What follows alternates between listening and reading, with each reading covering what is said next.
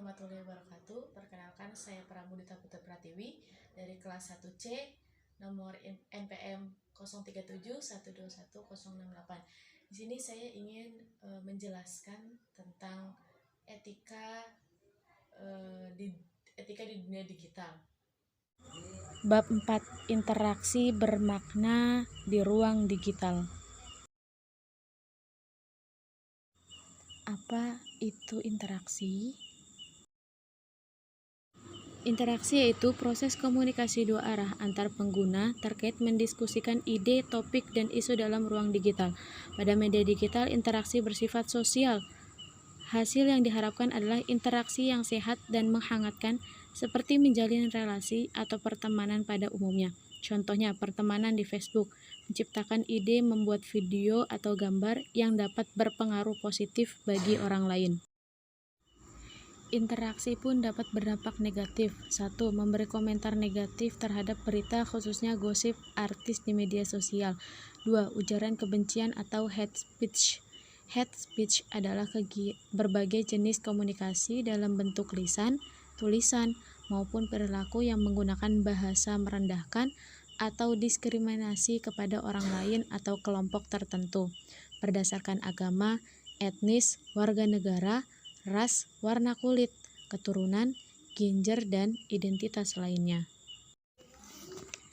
Interaksi negatif ini dapat memiliki konsekuensi secara hukum pidana yang diatur pada Undang-Undang Informasi dan Transaksi Elektronik, maksudnya UU ITE, dengan sengaja dan tanpa hak untuk menimbulkan rasa kebencian atau rasa permusuhan individu atau kelompok masyarakat tertentu, serta berdasarkan atas suku, agama, ras, dan antar golongan, maksudnya SARA, sebagaimana dimaksud dalam pasal 28 ayat 2, dipidana dengan pidana penjara paling lama 6 tahun penjara dan atau denda paling banyak 1 miliar rupiah. Apa itu partisipasi? Partisipasi yaitu proses terlibat aktif dalam berbagai data dan informasi yang bermanfaat bagi diri sendiri dan orang lain.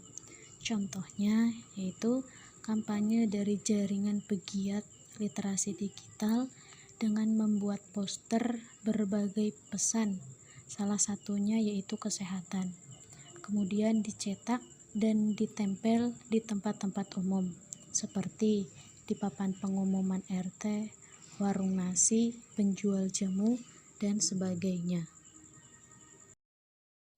Sementara terdapat pula partisipasi dari warganet yang memicu polemik, seperti video kanal YouTube Dunia Manji dengan judul "Bisa Kembali Normal, Obat COVID-19 Sudah Ditemukan". Kanal ini dimiliki oleh penyanyi yang bernama Anji yang mengundang seseorang bernama Hadi Pranoto yang mengklaim telah berhasil menemukan antibodi COVID-19 berbahan herbal.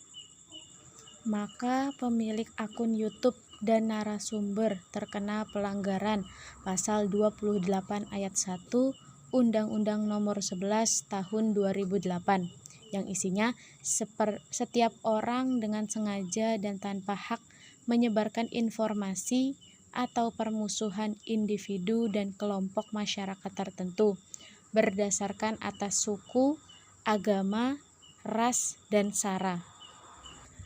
Hal tersebut juga bertentangan dengan pasal 15(6)A KUHP yang berisi dipidana dengan pidana penjara selama-lamanya 5 tahun barang siapa dengan sengaja di muka umum mengeluarkan perasaan atau melakukan perbuatan yang pokoknya bersifat permusuhan, penyalahgunaan atau penodaan terhadap suatu agama yang dianut di Indonesia.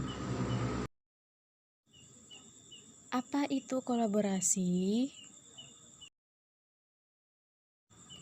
Kolaborasi yaitu proses kerjasama antar pengguna untuk memecahkan masalah bersama.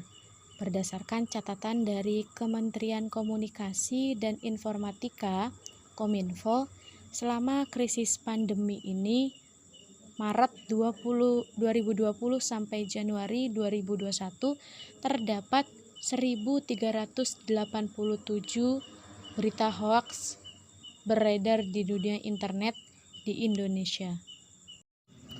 Serta banyak kasus yang terjadi di Indonesia terjerat oleh UU ITE pasal 27 ayat 1, yaitu memuat konten melanggar kesusilaan, misalnya pornografi pasal 27 ayat 3 terkait pencemaran nama baik, pasal 28 ayat 2 tentang menyiarkan kebencian, dan pasal 29 tentang ancaman kekerasan. Sepanjang tahun 2019 terdapat 3.100 kasus dengan kasus terbesar terkait hoaks dan pencemaran nama baik. Penerapan etika dalam berinteraksi, partisipasi, dan kolaborasi di ruang digital.